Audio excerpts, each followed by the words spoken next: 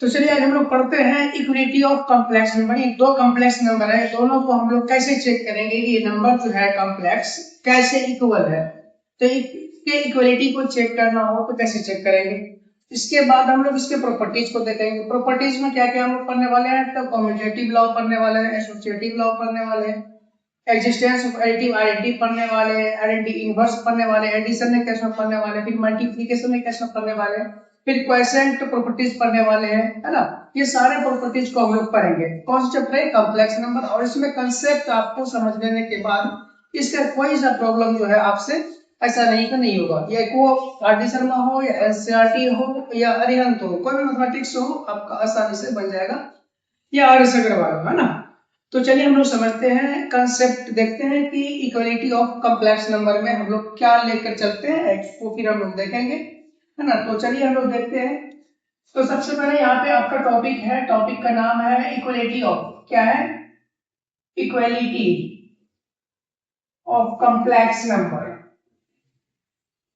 Complex number यानी कि हमको इक्वालिटी चेक करना है किसका, तो कॉम्प्लेक्स नंबर का इक्वालिटी चेक करना है। कैसे चेक करेंगे, सबसे पहले हमको दो कॉम्प्लेक्स नंबर लेना होगा। और कॉम्प्लेक्स नंबर सबसे पहले इसको हम बता रहे कि कोई एक है ना, इसके फॉर्म को लेके चलते हैं, अभी वो उसको दिखाएंगे तो उससे हम लोग सवाल कराते चलेंगे। सबसे पहले देखिए कि कॉम्प्लेक्स नंबर मेरे पास जो है वो क्या है, तो हम इसको मानते हैं Z1। बता दें कि complex number is denoted by capital letters of English alphabet. यानी कि अल्फाबेट से ही हम लोग इसको रिप्रेजेंट करते हैं या डिनोट करते हैं या निरूपित करते हैं, बात वही सारा चीज है। हम लोग जो है ना Z1 इक्वल टू बता दें कॉम्प्लेक्स नंबर का जो फॉर्म होता है A प्लस आयोटा B होता है। ये भी आपको पता है। हम यहाँ पे लिखेंगे A प्लस यहाँ पे लिखेंगे आयोटा B लिखेंगे। और मेरे पास एक कॉम्प्लेक्स नंबर और लेंगे, इसका नाम देंगे Z2 और ये होगा, इसको मानिए A1, इसको मानिए B1। ये मेरे पास A2 प्लस ये क्या हो गया आयोटा और ये हो गया B2। मेरे पास दो कॉम्प्लेक्स नंबर है और ये दोनों कॉम्प्लेक्स नंबर को हम लोग क्या करेंगे, कंपेयर कराएंगे, तुलना कराएंगे। तुलना मतलब दोनों को हम लोग देखेंगे ये इक्वलिटी है तो इसको हम लोग कैसे कंपेयर कराते हैं, हम ये चीज हम सीखेंगे। तो सबसे पहले आप जो है ना इसको लिखेंगे, ये Z1 बराबर किसके होगा, तो Z2 के होगा। इसका हम तुलना कर रहे हैं, इक्वलिटी चेक कर रहे हैं। दोनों कॉम्प्लेक्स नंबर जो है Z1 बराबर किसके है, तो Z2 के। चलो ठीक है। इसके बाद मेरे पास ये लिखने के यहाँ पे Z1 क्या है, तो Z1 मेरे पास है A1 प्लस यहाँ पे है आयोटा B1 है। और Z2 आपके पास क्या है, तो ये A2 प्लस यहाँ पे आयोटा और ये B2 है। ठीक, कितना समझ में आ गया। आपको ये भी यहाँ पे देखना है, ये जो A1 है ये किसके बराबर बताइए, A1 बराबर किसके, A2 के है ना। और यहाँ पे देखिए ये जो B1 है ये B1 और यहाँ पे B2 है। B1 के साथ भी आयोटा है और B2 के साथ भी आयोटा है। तो हम लोग क्या करते हैं, इक्वेट करते हैं। इसको लिखना होता है equating the coefficient of B का जो आयोटा है B1 का और B2 का, दोनों के आयोटा को इक्वेट करेंगे तो आयोटा से आयोटा आपका इक्वेट हो गया। अब B1 बराबर किसके हो जाएगा बताइए, ये B2 हो गया। ये वाला जो है आपका बताए थे हम पहले वाली क्लास में, ये कहलाता है रियल पार्ट। क्या कहलाता है, ये रियल पार्ट कहलाता है। और ये वाला जो आपका कहलाता है इमेजिनरी पार्ट, है ना, इमेजिनरी पार्ट। ये क्या है मेरा, इमेजिनरी पार्ट है। या तो आपको देखिए यहाँ पे जिसके साथ ऐसे याद रखने का आपको सिंपल सा तरीका बताते हैं, जिसके साथ आई लगा हुआ वो इमेजिनरी है नंबर है, जिसके साथ आई नहीं लगा हुआ हमारा रियल नंबर है। तो दो तरह के नंबर होते हैं, एक रियल और एक इमेजिनरी। और आपको बताया था कि यहाँ पे अगर a प्लस आयोटा b और बताया था आपको x प्लस यहाँ पे आयोटा y, तो ये वाला जो है मेरा ये होता है रियल नंबर, ये होता है रियल नंबर होता है। और ये जो आयोटा वाला है इसको बोलते हैं हम लोग इमेजिनरी नंबर। क्या बोलेंगे इसको, इमेजिनरी नंबर बोलेंगे, है ना। और इसके बाद यहाँ पे x के रूप में लिखे थे हम, ये जो x है मेरा ये भी कहलाता है यहाँ पे रियल नंबर ही कहलाएगा, है ना। और ये जो y है ये मेरा कहलाता है इमेजिनरी नंबर ही कहलाएगा, है ना। कोई दिक्कत नहीं, रियल नंबर क्या होता है, इमेजिनरी नंबर क्या होता है आपको पता चल गया। आपको कॉम्प्लेक्स नंबर दो आपको अगर मिल जाए अगर इसको बोला जाए कि दोनों को आपको बताना है इक्वेट करके, है ना, या कम इक्वलिटी चेक करना है कि एक दूसरे के बराबर है या नहीं है, तो आपको सिंपल सा तरीका इसको बनाने का आपको बता दें, ये आपको इतना चीज पता होना चाहिए, ठीक है, इसमें कोई दिक्कत नहीं। चलिए एक क्वेश्चन लेते हैं हम लोग इसी पे। आपको अगर जब एक कंसेप्ट देते हैं, इस पे मेरा प्रयास ये होता है कि 10 से 12 क्वेश्चन कराने का, 5 से 10 हो या 10 से 12 क्वेश्चन कराते हैं, ताकि आपको बुक में जो क्वेश्चन दिया हुआ है और इसी पे बेस होता है। यानी जब तक आप इसके कंसेप्ट को नहीं समझेंगे, है ना, कंसेप्ट अगर समझ जाते हैं तो आपका जितने भी प्रॉब्लम है सारे प्रॉब्लम आपका आसानी से हो जाएगा। तो सबसे पहले हमको सीखना क्या है, कंसेप्ट समझना है। इक्वलिटी ऑफ कॉम्प्लेक्स नंबर है, इस पे बेस आपका क्वेश्चन है। आपका क्वेश्चन बनाने के लिए आपको पता ही नहीं है, क्वेश्चन आपका सॉल्यूशन करने के लिए आपको ये पता नहीं है कि इसमें हम लोग का इक्वलिटी ऑफ कॉम्प्लेक्स नंबर में करना क्या होता है, ये पता होगा तभी तो आप सवाल कर पाएंगे। ये चीज आपको पता होना चाहिए, उसके बाद ही आप प्रॉब्लम सॉल्व कर पाएंगे। जब से मान लीजिए आपके पास क्वेश्चन आ गया है, यहाँ पे क्वेश्चन है कि Z1 आपके पास दिया हुआ है, यहाँ पे दिया हुआ है 2x प्लस यहाँ पे 5y दिया हुआ, 5 आयोटा y है ना, ये दिया हुआ आपके पास क्वेश्चन है। और आपके पास ये जो Z2 दिया हुआ है वो Z2 दिया हुआ है आपके पास 7 प्लस, है ना, यहाँ पे 9, हाँ, आयोटा है, 9 आयोटा दिया हुआ। बताइए आपको यहाँ पे क्या करना है, इक्वलिटी इसका चेक करना है। तो कैसे चेक करें, हम लोग को पता है ये जो Z1 है ना, Z1 बराबर किसके होता है, Z2 के होता है। इक्वलिटी कोई दिक्कत नहीं, Z1 बराबर Z2 होता है। लेकिन आइए Z1 को आप यहाँ पे, तो Z1 मेरे पास क्या 2x प्लस यहाँ पे 5 आयोटा y है, और इक्वल किसके चल रहा है, ये 7 प्लस, है ना, और 9 आयोटा है यहाँ पे। हम क्या बोल रहे हैं, आपको बता चुके पहले कि रियल को रियल के साथ और इमेजिनरी को इमेजिनरी के साथ हम यही करते हैं। रियल पार्ट को रियल पार्ट के साथ, इमेजिनरी पार्ट को इमेजिनरी पार्ट के साथ हम लोग कंपेयर कराते हैं। चलिए, तो जिसमें आयोटा नहीं है तो पहले उसको लिखिए। ये देखिए 2x बराबर किसके, इक्वलिटी इसका चेक कर रहे हैं, ये किसके बराबर है, 2x बराबर किसके, 7 के है। Z1 बराबर Z2, ठीक है, तो कर रहे हैं आप। देखिए अब यहाँ पे आपके पास 5 आयोटा y है, बराबर इसमें क्या है 9 आयोटा है। आपको क्या करना है कि equate the coefficient of y के साथ जो आयोटा आया हुआ है इसको इक्वेट कर देना, हटा देना। तो यहाँ समझ लीजिए आयोटा इमेजिनरी पार्ट को इमेजिनरी पार्ट्स यहाँ दिखाना नहीं होता है इसको, ठीक है, सिर्फ लिखना होता है। अब ये देखिए आप यहाँ से x का वैल्यू निकाल सकते हैं। जैसे देखिए यहाँ पे ये 2x इक्वल टू यहाँ पे 7 है, x इक्वल टू क्या हो जाएगा, ये 7 अपॉन ये 2 हो जाएगा, ये आपका x का वैल्यू आ गया, ठीक है। अब याद रखिए यहाँ पे 5y इक्वल टू यहाँ पे 9 है, तो y का वैल्यू आपको निकाल सकते हैं, 9 अपॉन ये 5 हो गया। अब यहाँ बता सकते हैं कि रियल पार्ट कौन है, इमेजिनरी पार्ट कौन है। आपका यहाँ देखिए ये हो गया रियल पार्ट, ये हो गया रियल पार्ट ना, और ये आपका हो गया इमेजिनरी पार्ट, है ना। इसमें कोई दिक्कत नहीं, आपको समझ में आ गया कि हम लोग कैसे इसको इक्वलिटी को चेक करते हैं। कोई दिक्कत, इसमें बेस आप लोग कोई भी क्वेश्चन हो आप लोग बना सकते हैं। जैसे देखिए फिर से क्वेश्चन ले रहे, मान लीजिए आपको मन करेगा जो क्वेश्चन लेना है, ऐसा क्वेश्चन लेना है, आपका मन करेगा नहीं हम ऐसा नहीं लेंगे, हम 2/3 लेंगे और यहाँ पे x लेंगे प्लस यहाँ पे 7/9 लेंगे और यहाँ पे आयोटा y लेंगे। है कोई भी क्वेश्चन ले लो, कोई दिक्कत नहीं हमको। और फिर उसके बाद ये मान लीजिए आपके पास ये Z1 दिया हुआ है, आप लेना चाह रहे हैं Z2 लेना चाह रहे हैं, क्या लेना चाह रहे हैं, Z2 लेना चाह रहे हैं। Z2 बोलेंगे ना हम ऐसा नहीं लेंगे, Z2 हम कैसा क्वेश्चन लेंगे, तो यहाँ पे 7 प्लस यहाँ पे, हाँ 7 प्लस 9 आयोटा ऐसा लेंगे, कोई दिक्कत नहीं, हम लोग इक्वलिटी चेक करने के लिए है। अब यहाँ पे Z1 बराबर क्या होता है, तो ये Z2 होता है, तो Z1 आपके पास क्या होता है, ये 2/3 है और इसके साथ x है, इसका कंपेयर कराएंगे, मतलब इसको हम इक्वेट करेंगे किसके साथ, यहाँ पे 7 के साथ करेंगे, 7/9 के साथ करेंगे। हाँ 2/3 किसके साथ, ये 7 के साथ, हाँ 2/3 किसके साथ करेंगे, ये 7 के साथ। चलिए x आपके यहाँ 2/3 यहाँ पे x का जो कोफिशिएंट है वो 2/3 है, तो जैसे यहाँ से x का मान निकालेंगे तो यहाँ 7 इंटू 2/3 अब ये हो जाएगा 3/2 हो जाएगा, तो आ जाएगा 3/2 हो जाएगा। x का वैल्यू आ जाएगा 21 अपॉन ये हो जाएगा 2, ठीक है। अब देखिए y का वैल्यू निकालेंगे, तो y का वैल्यू निकालने के लिए आपको ये रियल पार्ट हो गया, ये कैसा पार्ट हो गया, ये हो गया रियल पार्ट। को दिक्कत चलिए इमेजिनरी पार्ट को देखते हैं हम लोग। इमेजिनरी पार्ट क्या है कि यहाँ पे 7/9 है और यहाँ पे y है और ये मेरे पास 9 है। आयोटा को छोड़ दीजिए क्योंकि आप इक्वेट कर चुके हैं, यहाँ पे लिख देना है तो आप लिख सकते हैं इक्वेटिंग द आयोटा। क्या लिखेंगे? आयोटा को आप इक्वेट कर दीजिए, कोई दिक्कत नहीं। यहाँ पे है 7/9, यहाँ से आप अगर ऐसे भी आपको समझ में ना आया ना, सीधा आपके 7y हो गया और ये यहाँ से चला जाएगा क्रॉस मल्टीप्लिकेशन 1/81 हो जाएगा, तो y निकाल लीजिए। यहाँ पे 81 बटा कितना हो जाएगा? यहाँ पे 7, ये भी हो गया। तो ये हो गया आपका इमेजिनरी पार्ट। ये कैसा पार्ट हो गया? तो इमेजिनरी पार्ट हो गया ये, कोई दिक्कत नहीं। रियल पार्ट, इमेजिनरी पार्ट, यानी कि इस तरह का क्वेश्चन आपको जितना भी है ना, तो आप लोग बता सकते हैं। सिंपल सा तरीका है। कोई मतलब बच्चा भी आप लिख दिया ये प्लस वाला है सबके सब, आप माइनस वाला भी बता दीजिए, कोई दिक्कत नहीं। चलिए माइनस वाला भी आपको बताते हैं कैसे बनाना होता है ना।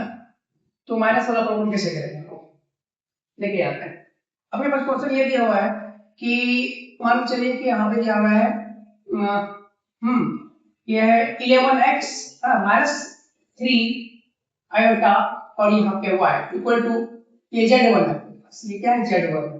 और आपके पास यहाँ पे z2 है 12x है और माइनस है ना, यहाँ पे माइनस यहाँ पे 9 आयोटा ये दिया हुआ है। ये रियल पार्टी में पार्ट दिया हुआ है z1 बराबर z2। हमको z1 बराबर z2 के साथ कंपेयर करना है, ज़्यादा कोई दिक्कत नहीं। तो z1 आपके पास क्या है? 11x है और z2 आपके पास क्या है? यहाँ पे 12 है। x निकल रहा है तो 12y क्या हो जाएगा? 11 हो जाएगा। ये आपका हो गया रियल पार्ट। क्या हो गया? ये हो गया रियल पार्ट। इमेजिनरी पार्ट क्या आपके पास बताइए? यहाँ पे 3 आयोटा y हो गया इक्वल टू किसके है? तो ये 9 के। आयोटा नहीं लिखना है तो y यहाँ से हटाइए तो 9 अपन यहाँ जाकर 3 कट के आप क्या देगा? यहाँ पे 3, तो y का वैल्यू कितना आ गया? तो 3। ये भी आपका कंप्लीट हो गया, कोई दिक्कत नहीं। तो देखिए आपको इक्वलिटी ऑफ कॉम्प्लेक्स नंबर समझ में आ गया होगा, है ना। अगर आपको और भी प्रैक्टिस करना है तो आप लोग जाइए बुक पे, आर.डी. शर्मा हो या आर.एस. अग्रवाल हो, तो वहाँ पे आपको बहुत सारा प्रॉब्लम दिया होगा, उसको आप बनाइएगा, आपको इक्वलिटी ऑफ कॉम्प्लेक्स नंबर समझ में आ जाएगा। इसके बाद हम लोग देखते हैं properties of a complex number में क्या क्या हम लोग पढ़ने वाले हैं, ठीक है। चलिए पढ़ाते हैं।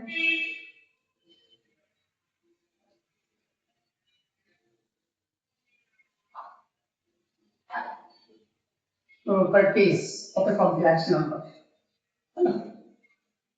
देखिए प्रॉपर्टी जो इसका होगा ना वो 3 केस में होगा। एडिशन के केस में होगा, एक मल्टीप्लिकेशन के केस में होगा और एक डिवीजन के केस में होगा। और डिवीजन के केस जो है वो आपको लिखा हुआ रहेगा वहां पर क्वोशिएंट प्रॉपर्टीज, क्या लिखा रहेगा?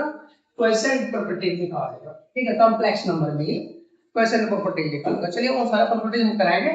और इससे पहले हम लोग जो एडिशन के फॉर्म में देखते हैं कि जो कॉम्प्लेक्स नंबर है, अगर आपके पास दो कॉम्प्लेक्स नंबर है, दोनों का अगर सम किया जाए तो हमको क्या देगा? तो वो भी कॉम्प्लेक्स नंबर ही देगा, है ना। Sum of two complex number is always complex number. ये प्रॉपर्टीज है, क्लोजर प्रॉपर्टीज है, ठीक है। Very good. चलिए ध्यान दीजिए। इसके बाद यहाँ पे क्लोजर है, क्या है यहाँ पे? क्लोजर। ये है क्लोजर प्रॉपर्टी, है ना, क्लोजर। और ये है प्रॉपर्टी। क्लोजर प्रॉपर्टी में क्या कहता है ना, कि अगर आपके पास दो कॉम्प्लेक्स नंबर है, अब Z1 है या Z2 है, इससे डजेंट मैटर, कोई फर्क नहीं पड़ता है कि आपका Z1 है या Z2 है। हाँ, आपको यहाँ ये पता होना चाहिए कि दो कॉम्प्लेक्स नंबर है तो दोनों को अगर हम सम कराते हैं तो हमको क्या देगा? वो भी कॉम्प्लेक्स नंबर ही देगा, ये पता होना चाहिए। क्योंकि वो हमको, है ना, कॉम्प्लेक्स नंबर जब सम कराएंगे तो हमको क्या देगा? ये चीज हमेशा ध्यान रखना है कि वो कॉम्प्लेक्स नंबर ही देगा। कैसा नंबर देगा? कॉम्प्लेक्स नंबर देगा। ये चीज आपको हमेशा ध्यान रखना है, ठीक है। तो चलिए इस पे बेस हम लोग देखते हैं प्रॉपर्टीज में क्या क्या, सारे प्रॉपर्टीज को हम लोग एक तरफ से बनाने का प्रयास करें। चलिए तो सबसे पहले यहाँ आता है सम ऑफ टू कॉम्प्लेक्स नंबर, या तो लिखते हैं, एक डेफिनेशन आपको बता रहे थे, द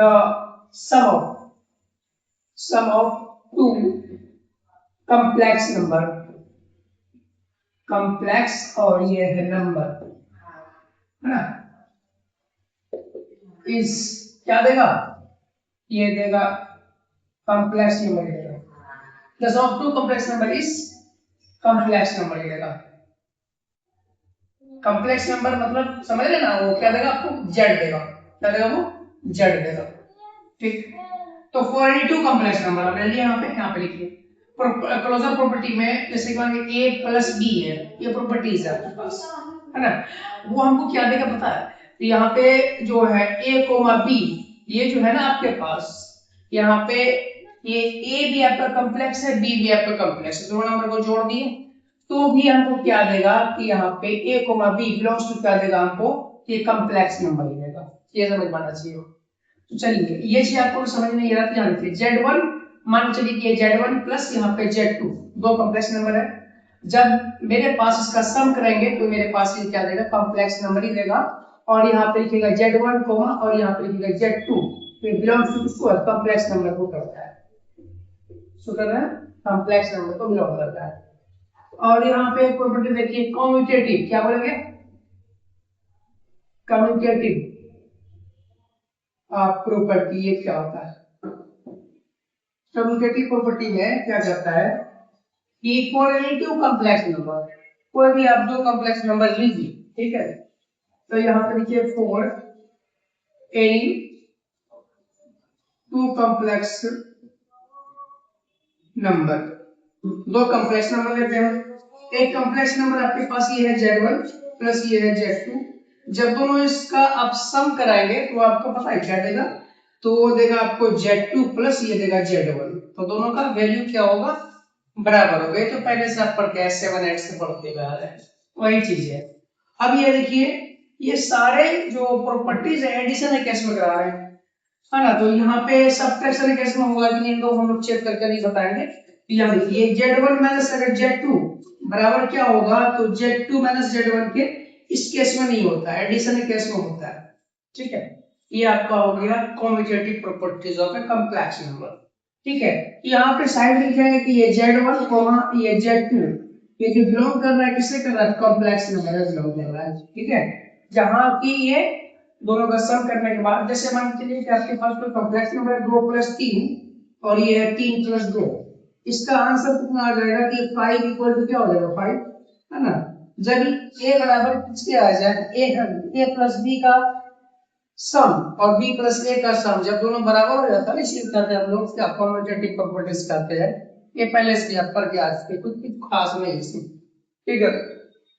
अब हम लोग देखते हैं एसोसिएटिव प्रॉपर्टीज क्या है, कि एसोसिएटिव किसमें देखेंगे, एसोसिएटिव प्रॉपर्टी में देखेंगे लोग, इसमें क्या है कि अगर आपके पास तीन कॉम्प्लेक्स नंबर दिया हुआ है, कितना कॉम्प्लेक्स नंबर है, तीन कॉम्प्लेक्स नंबर है, और तीनों को आपको सम करना है, मान लीजिए कि Z1 कोमा ये Z2 कोमा और ये Z3 है ना, फॉर एनी 3 चलेंगे, फॉर एनी यहाँ पे लिखिए 3 कॉम्प्लेक्स नंबर है, और यहाँ पे Z1 है प्लस यहाँ पे Z2 प्लस ये Z3 है, इसका सम कराइए, फिर यहाँ पे Z1 प्लस यहाँ पे Z2 प्लस यहाँ पे Z3 है, यानी अब पहले ये दोनों को ब्रैकेट के अंदर आप ले लीजिए, ठीक है, अगर ये दोनों को ब्रैकेट के अंदर लेते हैं तो Z3 आप बाहर छोड़ दिए, अब यहाँ पे क्या कर रहे हैं कि नहीं, अब Z2 और Z3 को अंदर किए और Z1 को बाहर किए, और दोनों को अगर सोल्व करेंगे तो आपका आंसर जो है बराबर आने वाला, इसके आंसर पे कोई फर्क नहीं पड़ेगा, ठीक।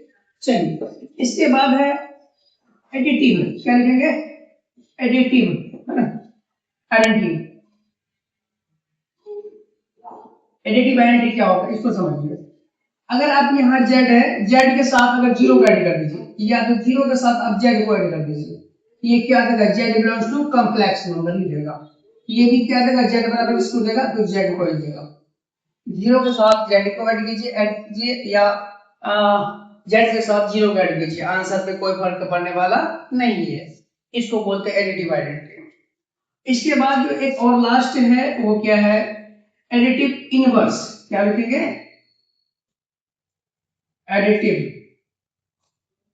इनवर्स, ये क्या होता है, इसमें क्या है कि अगर आपके पास एक कॉम्प्लेक्स नंबर दिया होगा, इसमें क्या चीज हम ऐड कर देंगे इसका आंसर 0 हो जाए, क्या हो जाए, इसका आंसर 0 हो जाए, तो कोई दिक्कत नहीं, आप यहाँ पे Z है प्लस माइनस यहाँ पे Z की जिसका आंसर हो जाए 0 हो जाए, ठीक है, यही चीज है कि एडिटिव इनवर्स, यानी कि a का इनवर्स क्या होगा, माइनस है, प्लस a का इनवर्स क्या होगा, माइनस a, माइनस a का इनवर्स क्या होगा, प्लस है, -3 का इनवर्स क्या होगा, +3, यानी कि -5 का इनवर्स क्या होगा, +5, 5 का इनवर्स क्या होगा, -5, है ना। इसका इनवर्स एडिटिव का मतलब हो गया कि ऐड करना है, ऐड करना मतलब 0 ऐड करना है। कोई भी नंबर है मेरे पास, उसमें आप 0 ऐड कीजिए, 0 ऐड करने के बाद वो नंबर फिर से हमको वही मिलेगा।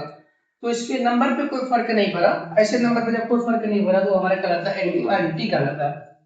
ये यहाँ से आप देखें, ये सारा प्रॉपर्टी हो गया। इसके बाद हम लोग ये किसके केस में देख रहे हैं, फॉर एडिशन के केस में देख रहे थे। एडिशन मतलब जोड़ के केस में देख रहे थे, है ना, सिर्फ जोड़ने वाला जो था इसमें हम देख रहे थे।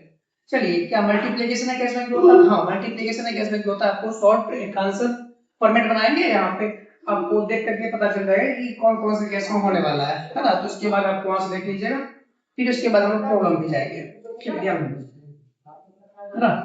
बहुत ही आसान चीज है, इसको आप क्लास 7-8 से पढ़ के आ रहे हैं, कोई ऐसा नहीं कि जो कि आप पहली बार पढ़ रहे हैं, क्योंकि ये सारे प्रॉपर्टीज आपको क्लास 7 की मैथमेटिक्स में पढ़ने की मिल जाता है ना। तो बेहतर से इसको समझने वाले को वो सीबीएसई बोर्ड के बच्चे बेहतर से तरीका से समझ जाते हैं, क्योंकि ये सारे प्रॉपर्टीज को बेहतर तरीका से कराया जाता है। और बिहार बोर्ड में सहचारिता के नियम, विनिमय के नियम, ये सब कहलाता है। तो यहाँ पे इंग्लिश मीडियम है, हिंदी मीडियम कोई फर्क नहीं पड़ता है कि ऐसा नहीं कि आपको यहाँ पे हिंदी मीडियम में पढ़ के क्या करेंगे आप, है ना। हिंदी मीडियम में फिजिक्स पढ़ के क्या करेंगे, केमिस्ट्री पढ़ के क्या करेंगे, कोई फायदा नहीं। ऐसा है कि आप पढ़ो ही मत, है ना। हिंदी मीडियम पढ़ने से कोई फायदा नहीं होगा कि चलो भाई हिंदी मीडियम लेकर फिजिक्स पढ़े, भाई बहुत कॉम्प्लेक्स है फिजिक्स है, बहुत ही उसका जब वर्ड आएगा ना बहुत हार्ड हार्ड वर्ड होता है, तो उससे बेहतर है कि भाई इंग्लिश मीडियम सबसे इजी लैंग्वेज में आप पढ़ो। चलिए, multiplication properties of the complex number पढ़ते हैं, कौन सा, अब हम लोग देखेंगे multiplication. Multiplication properties, properties of complex number. Multiplication properties of complex number में हम लोग सीखेंगे क्या क्या, ध्यान दीजिए। सबसे पहले तो जो आपको बताए कॉम्यूटेटिव में ए का मल्टीप्लाई कर दीजिए डी से, बात वही है। फॉर एनी यहाँ पे लिखेंगे कि Z1 है या यहाँ पे Z2 है, तो वो हमको क्या देगा, Z1 फॉर ऑल, यहाँ पे लिखेंगे for all Z1 Z2 belongs to किसको करें, कॉम्प्लेक्स नंबर। चलिए ये भी समझ में आ गया। ये आपका हो गया कॉम्यूटेटिव, ये इसको बोलते हैं क्लोजर, क्या बोलेंगे, क्लोजर प्रॉपर्टी, ठीक है, ये हो गया क्लोजर प्रॉपर्टी। इसके बाद आपको जो है पढ़ना है कॉम्यूटेटिव, कॉम्यूटेटिव प्रॉपर्टीज, क्योंकि आपको एक बता दिए ना तो उस पर हम चलते हैं डायरेक्टली शॉर्टकट रूल्स पे।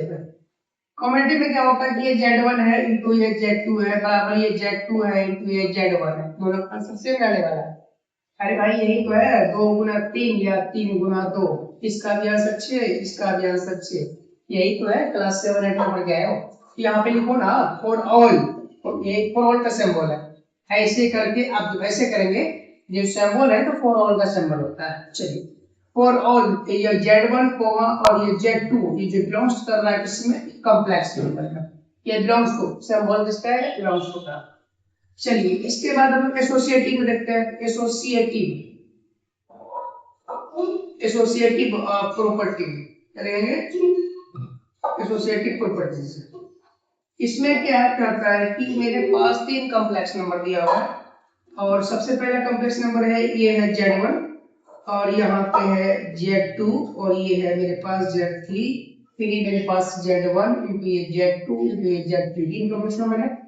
आपको क्या करना है कि Z1 और Z2 को अंदर कर लिए और यहाँ पे हम Z3 को बाहर छोड़ देंगे और यहाँ पे क्या करेंगे कि हम Z2 और Z3 को अंदर कर लेंगे और Z1 को हम बाहर कर दिए।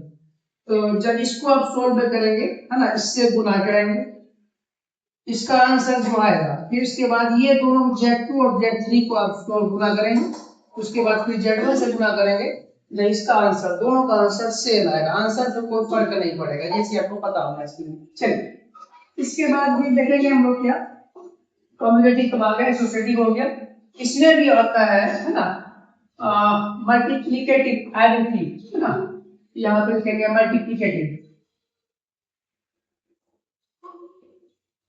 Multiplicative identity. ये क्या होता है कि मेरे पास कोई कॉम्प्लेक्स नंबर है दिया हुआ, उस कॉम्प्लेक्स नंबर में आपको कोई ऐसे नंबर से गुना करना है कि वो नंबर वही आ जाए। मान के चलिए कि ये मेरे पास ये मार्कर है और इस मार्कर में कौन सा नंबर से हम मल्टीप्लाई कर दें कि ये मार्कर ही रह जाए।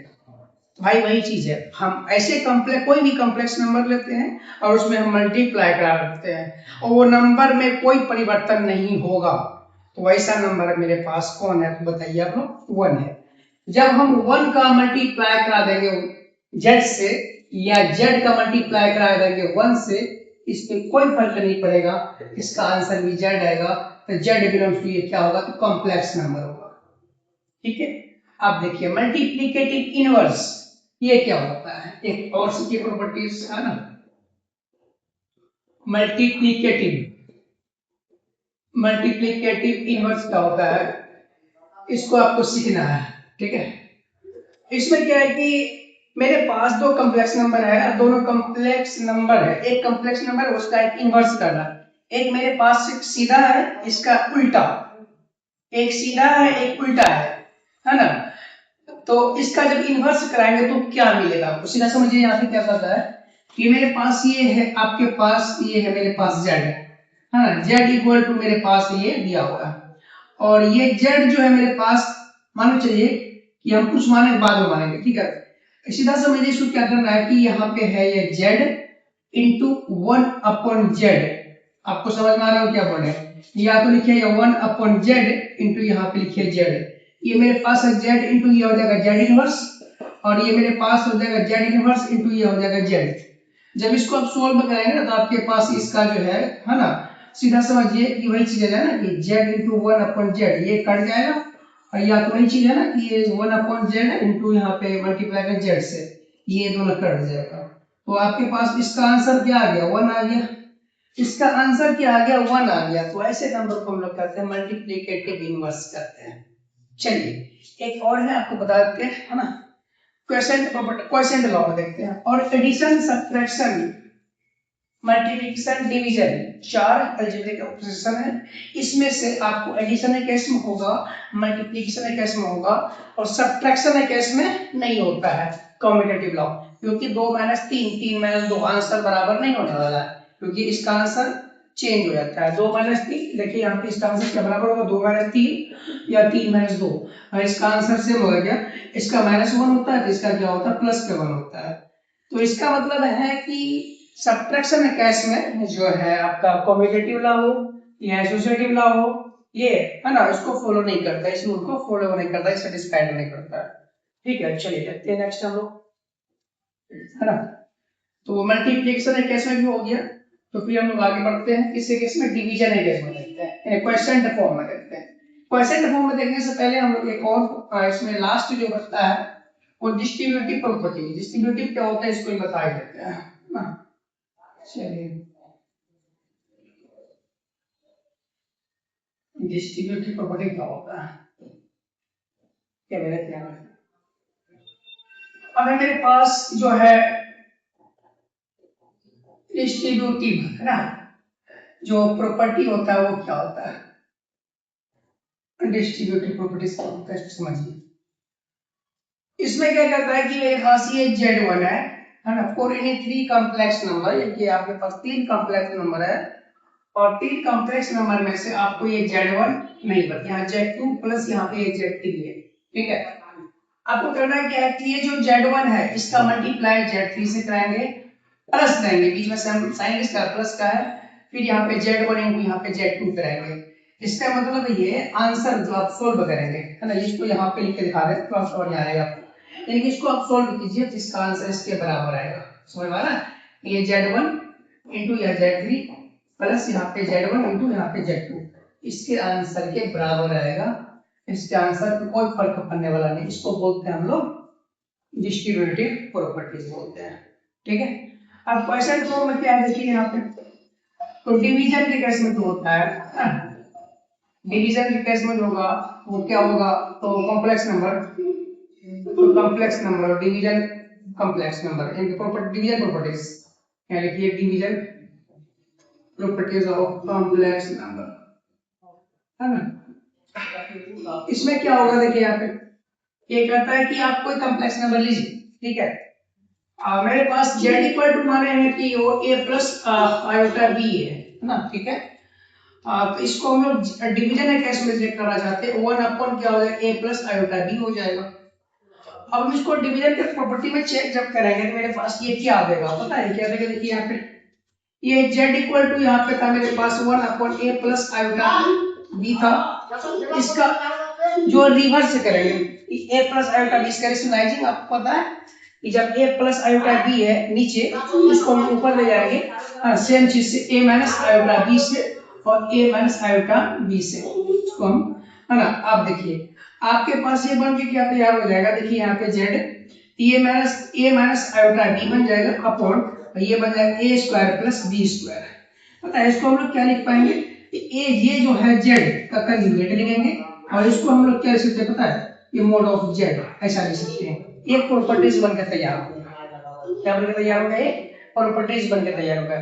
z बता दे कंजुगेट, अगर z का कंजुगेट हम लोग कर रहे हैं तो यहाँ पे 2 प्लस 3 आयोटा है, तो यहाँ z का अगर कंजुगेट करेंगे तो 2 माइनस 3 आयोटा होता है ना। इसका जो प्लस होगा तो माइनस हो जाएगा, जो माइनस होगा तो प्लस हो जाएगा, बीच वाले का साइन क्या होता है, चेंज होता है। ये हमारा प्रॉपर्टीज हो गया सारे